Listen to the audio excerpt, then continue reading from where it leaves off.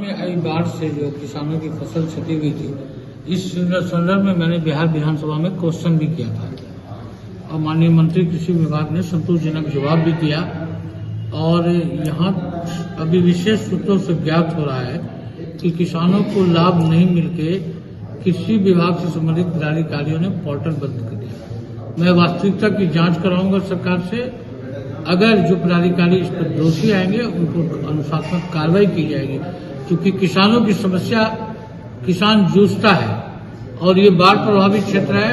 और इस परिस्थिति में इतनी जल्दी में पोर्टल को बंद कर देना, जबकि सरकार ने पूरे किसानों का एक रिपोर्ट मांगा था और क्षति के अनुरूप उसको भुगतान करने का भी निर्देश दिया था। लगातार किसान जो है खाद को लेकर मारामारी चल रही है, खाद जो है ब्लैक में बेच रहे हैं। किसान बोल रहा है कि जहां पर स्टॉक है गुलाब बाग में वहां पर जो है खाद उपलब्ध नहीं करा रहा है, इसलिए देखिए इस प्रकार की शिकायतें हम लोगों को नहीं मिली है, क्योंकि कृषि विभाग के गत लगातार सारी बैठकों में मैं बैठता हूं और जिला पदाधिकारी की अध्यक्षता में होती है, जिला कृषि पदाधिकारी भी उसमें होते हैं। इस टाइप की अगर शिकायत आए तो किसानों को हम लोग को भी सूचना देना चाहिए कि कालाबाजारी हो कह रहा है और कौन सा संस्था कालाबाजारी कर रहा है, उस पर कार्रवाई होगी। सर, जैसे कि इस बार देखा कि मक्का बीज दोगुने दाम पर बेचा गया, अब काफी ज्यादा किल्लतें हुई, इसके पीछे भी सरकार या विभाग कुछ संज्ञान नहीं लिया, जबकि कई बार देखिए सरकार द्वारा बीजों के उसको निर्धारित मूल्य किया गया था। अब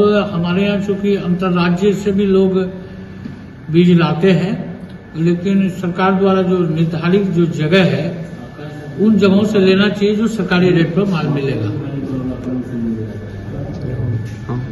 और जो लाभ आता है सरकारी लाभ किसानों को पता करना। इस संदर्भ में बिहार विधानसभा के चलते सत्र में हम लोगों ने कई बार क्वेश्चन किया है। हैंड्स की तो कमी है, ये बात सही भी है, और हैंड्स की कमी के अभाव में भी सरकार ने कुछ बहालियां की हैं, लेकिन ये जो कर्मी है ये निर्धारित जो कृषि विभाग का निर्देश है पंचायत स्तर पर जाना है और कृषि केंद्रों में बैठकर किसान की समस्या को सुनना है, ये कहीं से भी सक्रिय नहीं है। इसके लिए सरकार, मौजूदा सरकार दोषी है जो इन लोगों पर कार्रवाई नहीं कर पा रही है। आपके द्वारा विधानसभा में एक आवाज उठाई गई थी हॉस्पिटल को लेकर के कि हॉस्पिटल चाहिए, लेकिन जो बताया गया, लेकिन जो हॉस्पिटल अभी फिलहाल चल रही है वहां पर जिस तरह से मरीजों का इलाज होनी चाहिए वो सामान उपलब्ध नहीं होने की वजह से प्रॉपर तरीके से इलाज। मैंने तो चलते सत्र में भी क्वेश्चन किया था कि अनुमंडल में अनुमंडल स्तरीय अस्पताल होना चाहिए, जिसपे माननीय स्वास्थ्य मंत्री बिहार सरकार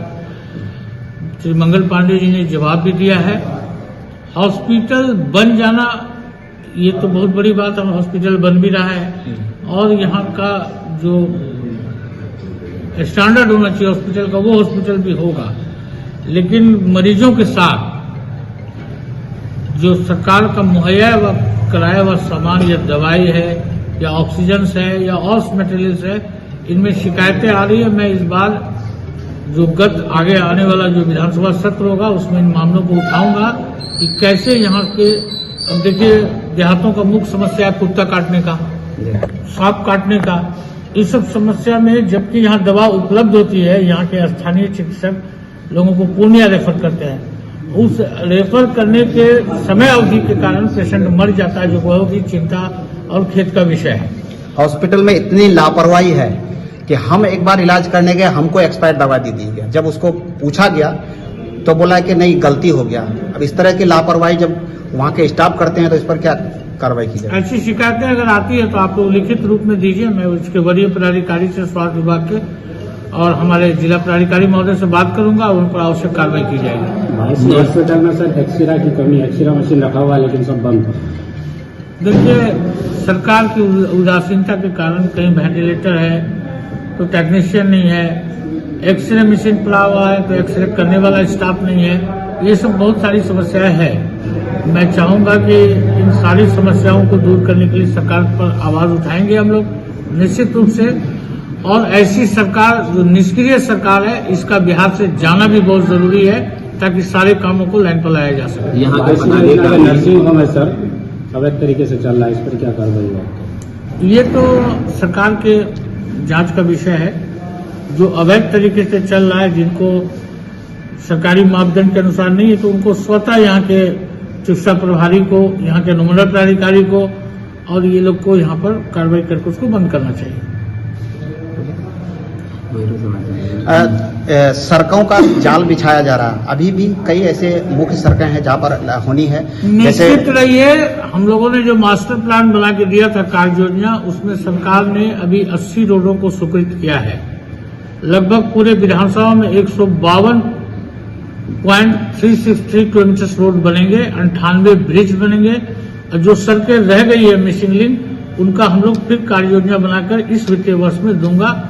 हमें आशा ही नहीं, पूर्ण विश्वास है कि आने वाले दिनों में आवागमन एवं हित के दृष्टिकोण से 22 विधानसभा क्षेत्र बहुत ही संपन्न होगा। तेलंगाना मालोपाड़ा का सड़क कब तक लोगों को? प्रशासनिक स्वीकृति हो गई है, कुछ कागजी प्रक्रिया है जो होने के बाद इसी वित्तीय वर्ष में वो 4 किलोमीटर रोड है वो शीघ्र बन जाए। सड़क के किनारे जो अतिक्रमण है वो अभी तक नहीं हटा है। अतिक्रमण के लिए तो हम लोगों ने कई बार पत्राचार भी किया है यहाँ के अनुमंडल पदाधिकारी को और यहाँ के स्थानीय अंचलाधिकारी को। क्यों नहीं कार्रवाई हो रही है, मैं उनसे पूछूंगा कि आखिर कार्रवाई नहीं होने का कारण क्या है जिससे आवागमन बाधित है। नेशनल हाईवे पर जो स्थिति बनी है उसको कोई संज्ञान नहीं ले रहे हैं। ये देखिए, नेशनल हाईवे भारत सरकार का संस्था है और इसमें जो निर्माणाधीन पुल है उस पर हमने क्वेश्चन भी उठाया था, जिस पर NH की तरफ से जवाब आया था कि 2 वर्षों के अंदर कार्य पूर्ण कर लिया जाएगा। तो एक पुल तो बन चुका है, ये पुल जो 17 से ध्वस्त था इसका काम अभी निर्माणाधीन है और हमको लगता है कि इस वित्तीय वर्ष के अंत तक ये काम भी हो जाएगा। बायसी पूरब चौक में जाम की काफी समस्या रहती है, इससे लोगों को कैसे निजात मिलेगी? क्या कुछ जाम में प्रशासन भी दोषी है, यहाँ की स्थानीय जनता भी दोषी है, इसलिए कि जाम लगने का कारण है कि आप रोड के साइड में गाड़ी लगाए, पैसेंजर को बैठाए। ये बीच रोड में जो गाड़ी लगती है तो प्रशासन को उन गाड़ियों को क्रमवार सीधा लगवाना चाहिए ताकि ये जाम होने की व्यवस्था नहीं हो, और ये जाम होने के कारण दुर्घटनाएं होती है।